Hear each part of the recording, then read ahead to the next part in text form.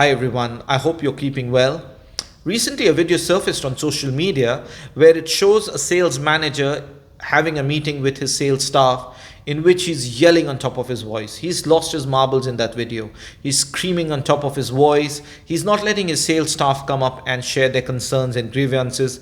On the other hand, he is the one who's just setting out the targets for the team members, and all the team members are doing is just listening to him quietly and agreeing to whatever is being told to them. The sales manager can also be seen threatening some of the staff and also using foul languages. Now, these are all classic case study for any leader or anyone who aspires to be a leader. How not to be a leader, how not to be a manager in your life. Good leaders are those who create conducive environment for work. Good leaders are those who make the environment pleasant for the workers.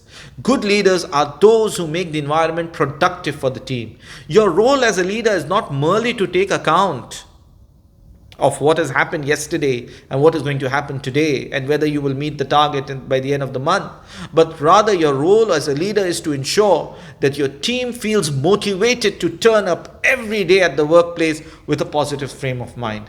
Now, that is not an easy task for a leader. That's why you are a leader. You've been made a leader not because of your great past, your glorious past of doing great numbers and achieving huge sales number. You've become a leader because you have to show leadership skills at the workplace. Leadership skills are different from attaining sales numbers. They're totally two different things. That's why we say there's a difference between a manager and a leader. We always say that. A manager is only focused at short-term goals. A leader looks at a long-term picture. A leader is transformational in nature. A manager is more transactional in nature. He's more concerned about the immediate transaction. All of you must aspire to become a leader. That is positive. That's transformational in nature. Now let's come back to the topic for the day. We are talking about humor in leadership. Why is humor important and how you can inject humor? Look, amongst your roles and responsibility, one of them is to detoxify the environment. You have to make the environment pleasant. How can you do that? Apart from all the other leadership techniques that you're going to use, one of the techniques that you can use is to use intelligent humor during your course of interaction, and this has to be something part of your demeanor.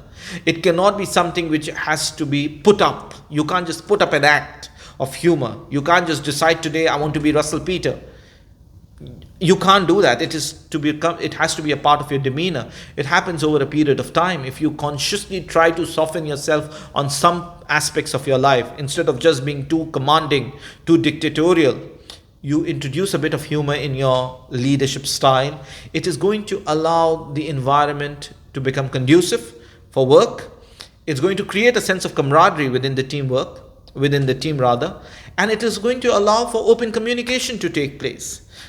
Because of these light moments, you will find that team members are freely interacting with the leaders, sharing the concerns that they're facing, sharing the grievances that are facing, which makes it easy for the leaders now to resolve the problems and the issues that is being faced by the staff. So you see, the benefit of creating a positive and engaging environment is that you are able to interact freely with your staff, freely with your team, with your employees, and help them in attaining the targets and goals and objectives.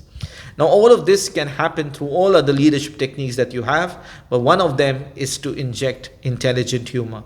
I said intelligent humor because I don't want any of you to be a Russell Peter and do a stand-up comedy. It has to be part of your demeanor. I hope you can inculcate those habits in yourself, and I thank you for watching this video. I look forward to your participation in future videos as well. Thank you.